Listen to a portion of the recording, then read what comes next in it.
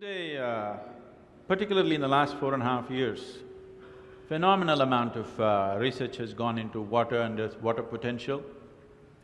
This started off inadvertently because of the way the usable water in the world is receding per person. In India, for example, in 1947, doesn't like me. In 1947, how much water an average Indian had, potable water? Today, we have only 20% of that. They say by 2025, we'll have only 7% of what we had in 1947 per person. Per capita water, only that much will be available. So because of this, lot of research has gone into water. It went mostly from this line, but slowly they went deeper and deeper into this, and they find, which you must be… being a chemist, you must be very much aware of this, without changing the chemical composition of the water, you can rearrange the molecular arrangement in such a way that the water will behave completely in a different way than the way it does. To such an extent, it's sensitive to this extent that if I take a glass of water in my hand and just look at it in a certain way and give it to you, well-being will come to you. If I look at it another way and give it to you, you will fall sick tonight. This is no more superstition, this is science. I'll tell you an incident that happened. About 17 years ago, I announced a 90-day program. 90-day program for what? The most fundamental aspect of yoga is considered as bhuta shuddhi. Bhuta shuddhi means… bhuta means you know what? Panchabhutas, the five elements in nature. Earth, water, fire, air and space, these are the five elements in nature. It is these five elements… I'm sorry, I'm somewhere… It is these five elements which is the basic components which make this body, which made this planet, which has made the whole universe, isn't it? The whole existence in a way is a play of these five elements. So Bhuta Shuddhi is about cleansing these five elements within the system. How these five elements behave within me will determine the quality of who I am. Based on this, the basic form of yoga is just Bhuta Shuddhi, everything else is an outcrop of that, taught in various bits and pieces by many people without understanding the homogeneity of what it is.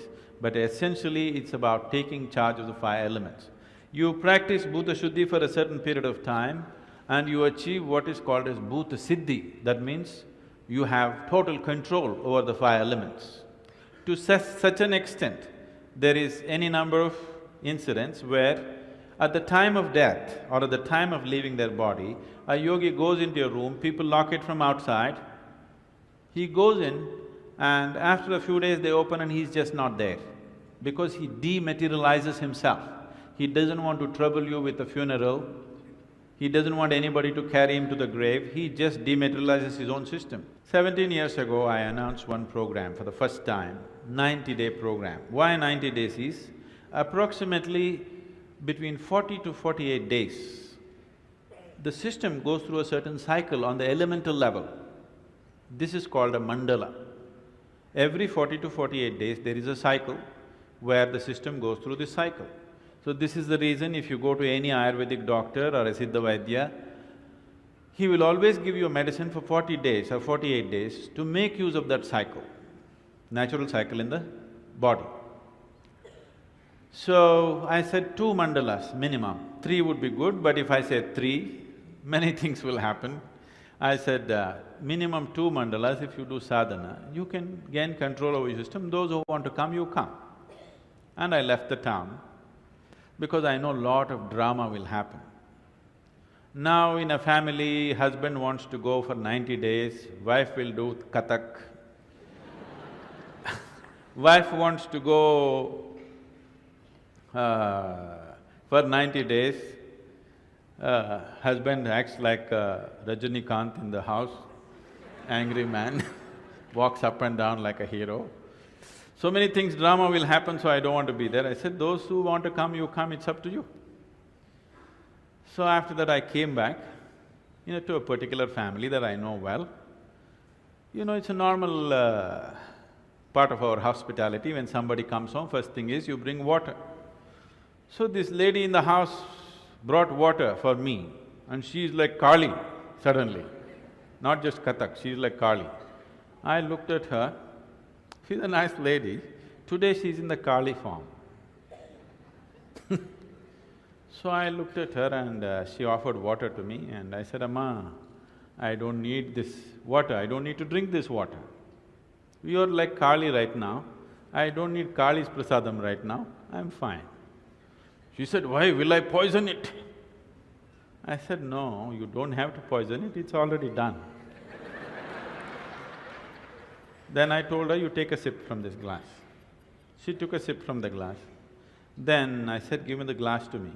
I held it in my hands for 2 minutes and I just gave it to her. You drink it now. She drank one sip and burst into tears and started crying. She said, it's sweet.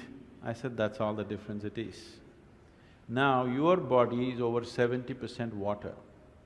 If the water in this system behaves in a sweet manner, will you be at least 70% sweet? If the air and earth behaves sweetly within you, will you be at least 90% sweet? Space is never bothering anybody, isn't it? So, the essential science of yoga is about bhuta shuddhi, taking charge of the elements within the system. Once you have control over the elements in the system, you can also influence the elements around you. Essentially, your whole work with life, your whole work in the world is just with the elements always, in a very basic form, isn't it? So if you have certain mastery over this, you will… what you want, you don't even have to think about it. Your intention, you don't have to generate a thought. Just before you intend, that is how life will work out for you. So success is not an uphill task. If you raise this to a higher place, if you raise this to the highest place it can reach, then everything is downhill. Downhill you can run easily or uphill you can run easily. Definitely downhill, isn't it?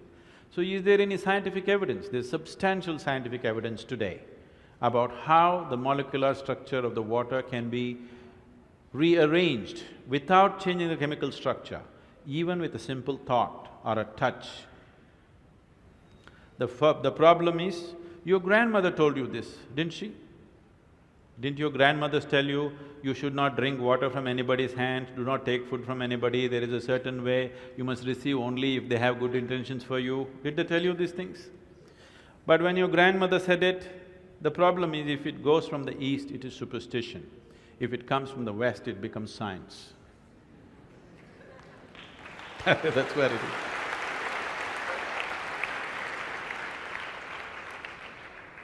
That has to change. Your generation of people, that's your responsibility to change that. That even if it goes from the east, if it is science, it's science.